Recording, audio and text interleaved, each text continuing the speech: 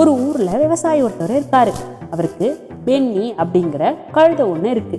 அந்த பென்னி ஒருபோதும் விவசாயி பேச்ச கேட்கவே கேட்காது.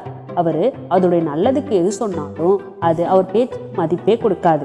ஒரு நாள் விவசாயி தன்னோட வேலை விஷயமா மலை உச்சிக்கு போக வேண்டி இருக்குது. அவரு தன்னோட பென்னியும் அழைச்சிட்டு போறாரு.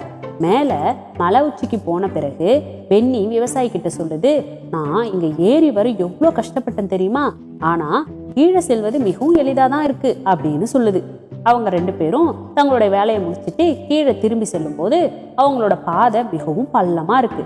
அப்போ அந்த விவசாயி சொல்றாரு, இங்க இருந்து செல்லாம வேறு ஏதாவது வழியா போகலாம் அப்படின்னு சொல்லிட்டு. ஆனா பென்னி அவர் பேச்சை கேட்காம, இந்த பாதை பார்க்கதான் பள்ளமா இருக்கு, ஆனா இந்த வழியா செல்றது எளிதாதான் இருக்கும் அப்படின்னு சொல்லுது. ஆனா விவசாயி சொல்றாரு, இல்ல, நான் இந்த வழியா வரப்போறதில்ல, நிச்சயமா கீழே நிலை தடுமாறி விழ நேரிடும், எனவே வேற வழியா செல்லலாம் அப்படின்னு சொல்றாரு. அவர் பேச்சை கேட்காம அது சொல்லுது, இங்க பச்சை பசேலாக இருக்கு, எனவே நான் இங்க இருந்து கீழே குதிக்க போறேன் அப்படின்னு சொல்லிட்டு. விவசாயி சொல்றாரு, நான் வேறு வழியா தான் செல்கிறேன், நீ உன் விருப்பப்படி செய் அப்படின்னு சொல்லிட்டு போயிடுறாரு. விவசாயி வேற வழியா பயணிக்க ஆரம்பிக்கிறாரு. அந்த பென்னி மேல இருந்து கீழே குதிக்குது.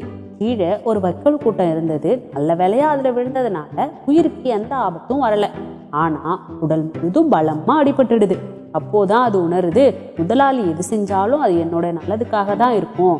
நான் எப்போதும் அவர் பேச்சை கேட்காம நடந்துக்கிட்டேன், இப்போதும் அவர் பேச்சை கேட்காம குதிச்சு எனக்கு இந்த நிலைமை ஆயிடுச்சு, எனவே இனியாவது அவர் பேச்சை கேட்டு நடக்கணும் அப்படின்னு முடிவெடுக்குது.